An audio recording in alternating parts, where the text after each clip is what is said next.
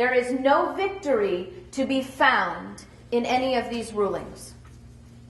The Arizona ruling took the supremacy clause of the Constitution, the supremacy clause that says the Constitution is the supreme law of the land, and transferred that principle to the federal government and said the federal government is now the supreme law of the land.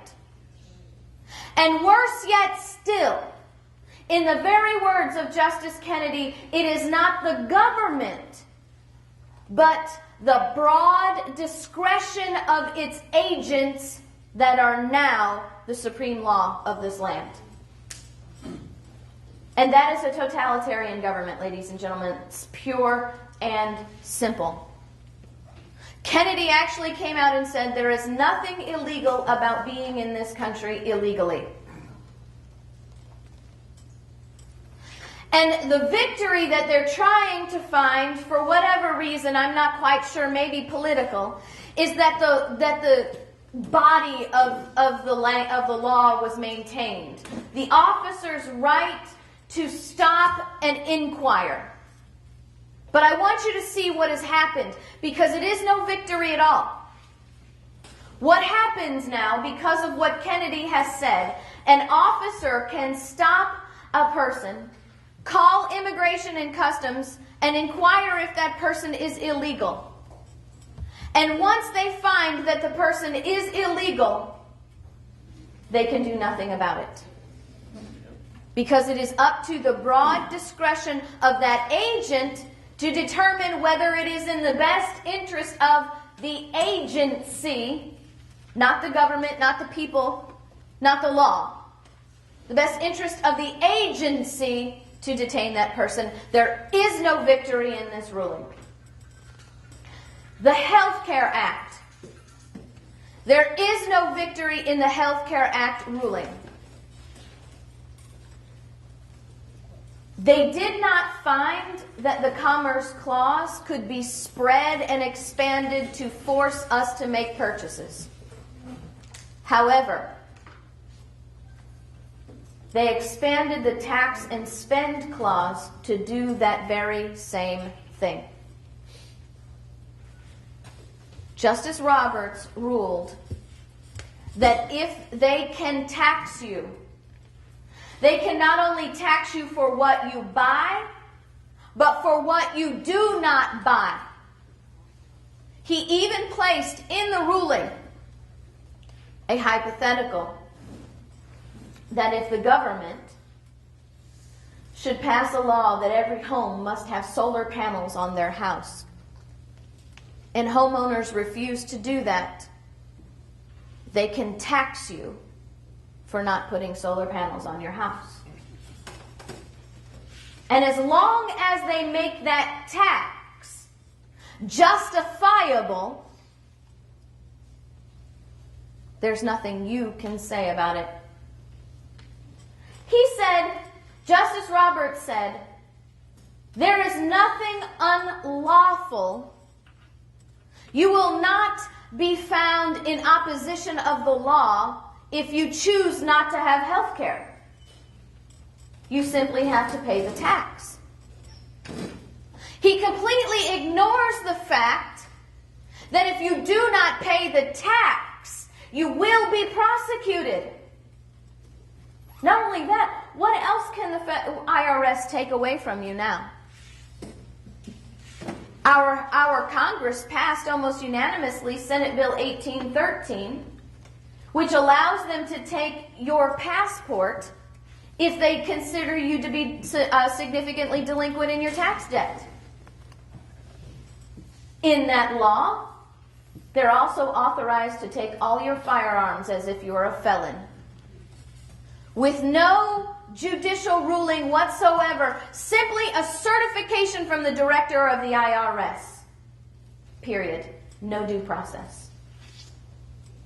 What we have to do when we become engaged citizens here, we have to be looking at what these things do when they work together now.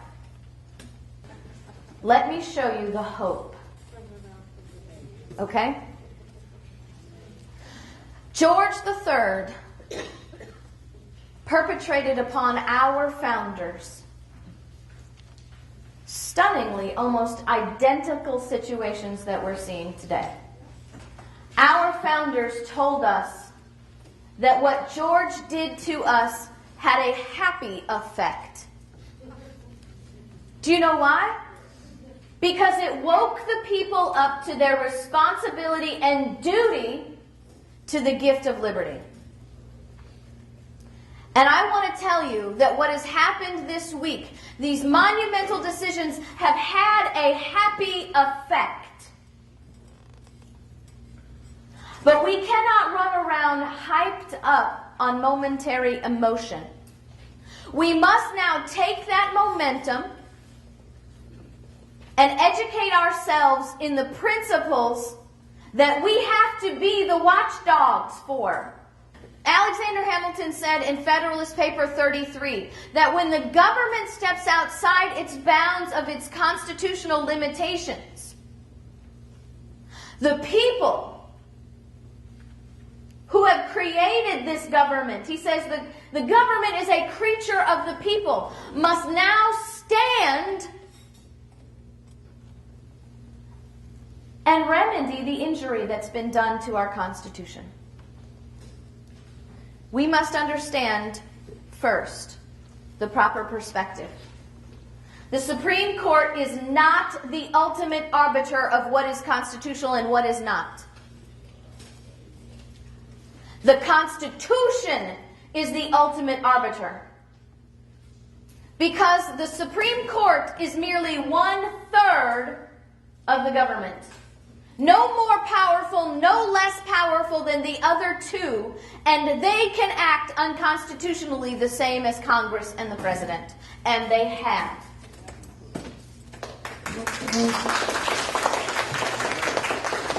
It is now up to the people to be the sure guardians of our liberty and remedy the injury that's been done to our Constitution, and we cannot do that if we don't understand what it is that we're supposed to protect. And reading your Constitution is not going to give you that understanding.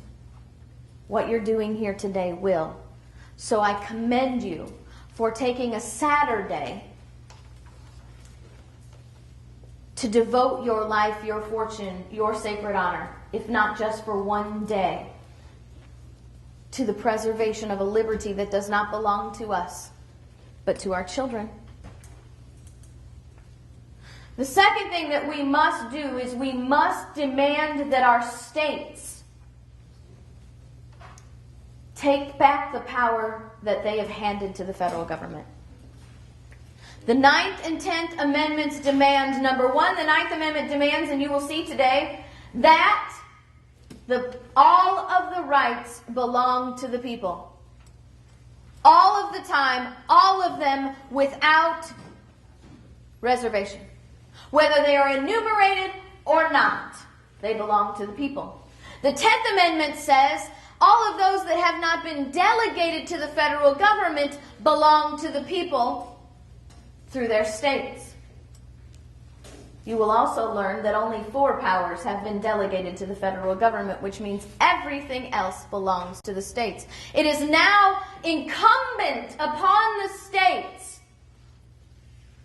to exert their sovereignty, to stand up, governors, legislators, city council members, county commissioners, sheriffs, to stand up and say, these laws are unconstitutional, the federal government has no power to exert unconstitutional law on us, and we will not comply.